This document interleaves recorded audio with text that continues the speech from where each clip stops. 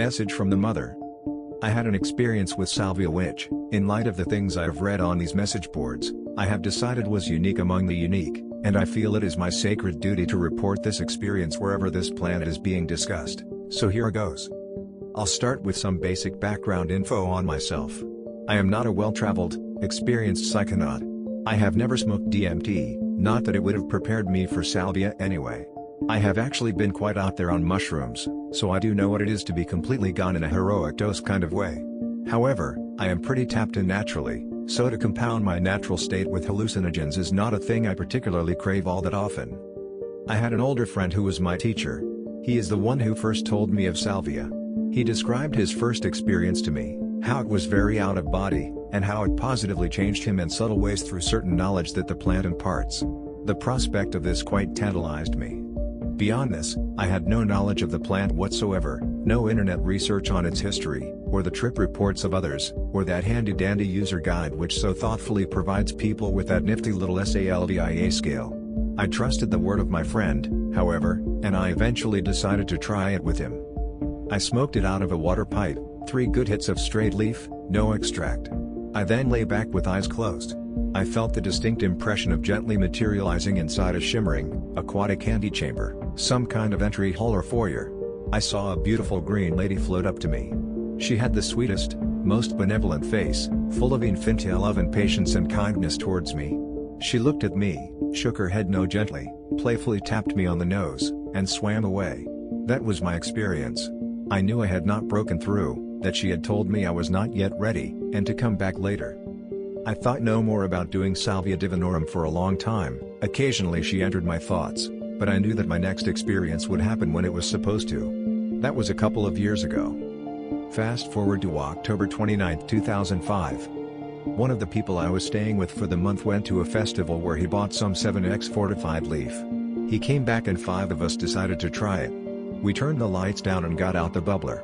The guy who had bought the stuff packed a bowl full, hit it a couple of times, and passed it on to me. I puffed and passed it on, etc. My puffs were tentative, and nothing happened to me or anyone else, while the guy who'd packed and started the bowl had a nice little experience during which he laughed a couple of times. We laughed nervously with him, wondering what was so damn funny. When he came out of it he said how it was such a good punch in the face, and how it made him feel like a warrior for being able to go there.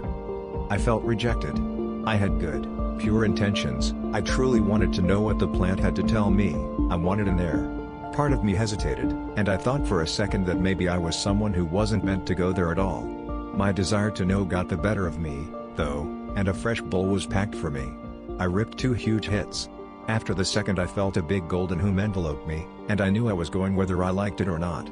I almost felt her say, "Okay, little man, you asked for it." I quickly lost all control of my body.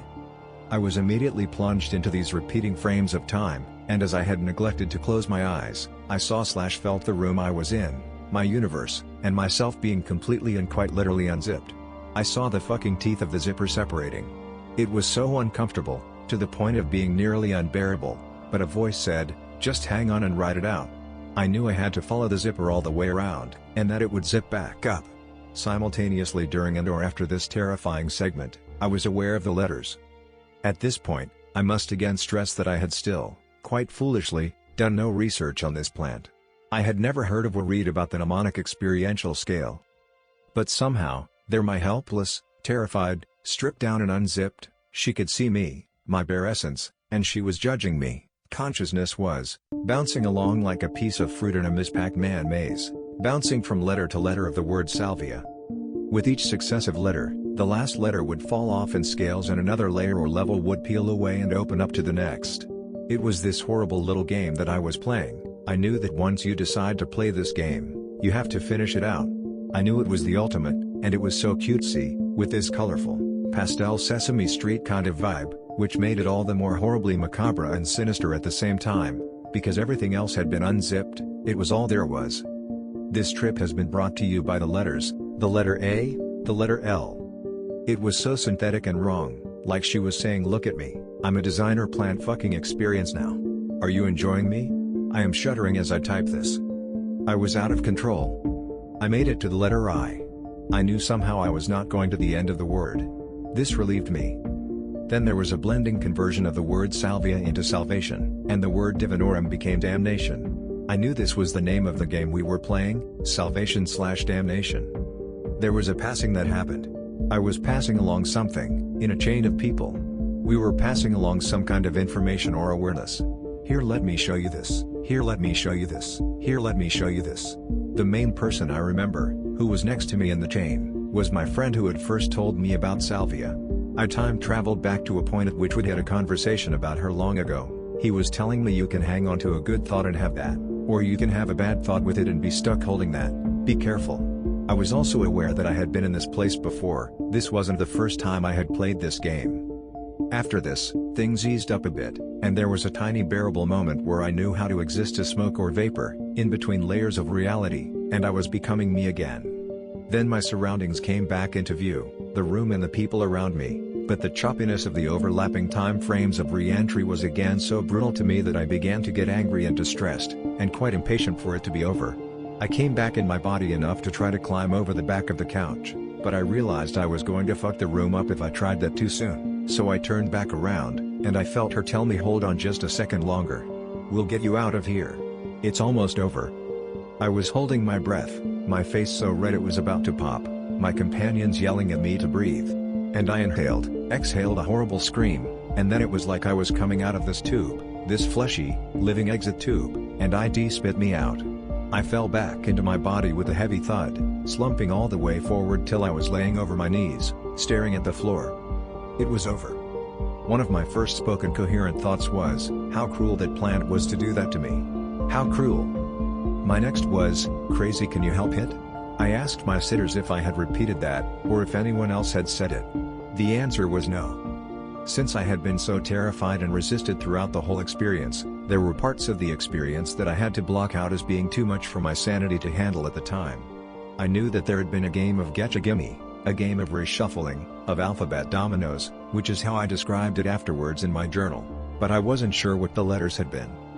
I did know that there was something horribly artificial about the letters, like it was some fucked up, trademarked Parker Brothers board game, ahem, which wasn't at all jiving with my impression of what entheogen exploration is supposed to be all about. I remember being acutely aware of this, within the trip, when the letter bouncing started happening. I was shocked that these letters seemed infused, built into the experience, as though by the manufacturers, and I wondered if it was like the title splash screen of a video game, and everyone who smoked her saw the same letters, right before their game started, before their funhouse experience became whatever it became. So after my experience, some other events transpired, especially on Halloween night, that caused me to realize that the people I had been associating with and trusting, including the one who introduced me to salvia, did not at all have my best interests at heart. I continued to have some pretty severe mental patient in a rubber room kind of thoughts for a couple of weeks afterwards. Everyone I trusted got called into question, no matter who they were. It became tiresome for me. I decided to call it neutronoia, which is where they're all out to get you, but you just don't give a fuck because what can they do if you don't let them? I worked through all of this stuff with good old-fashioned love.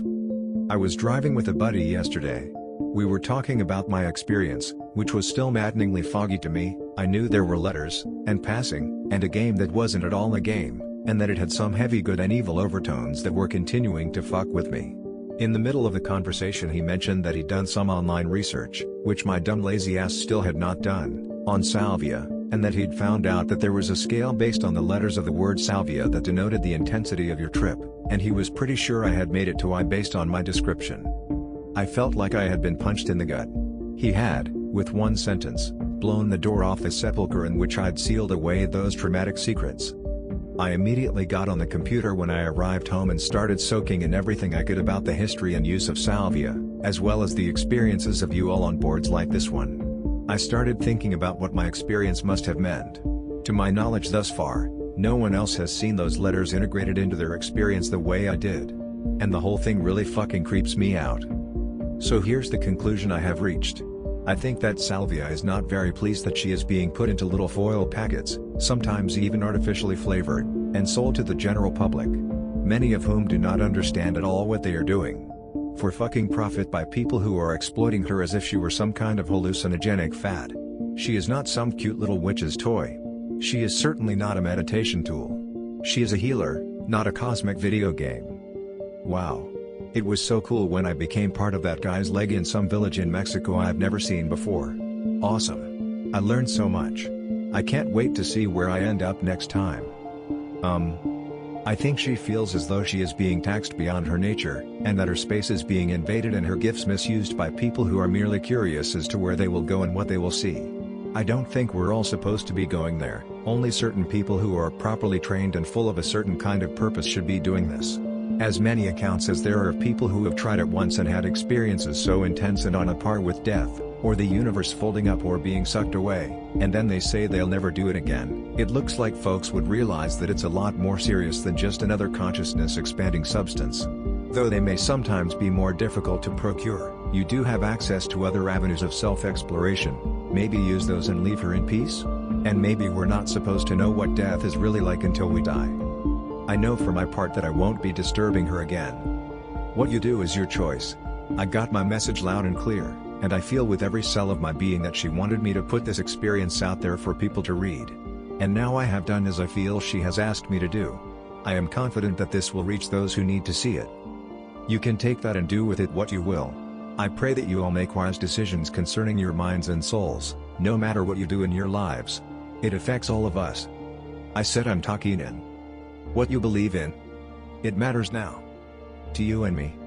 Tori Amos. We see 1,000 rooms to rest. Helping us taste the bite of death. Sufjan Stevens. Blessed be.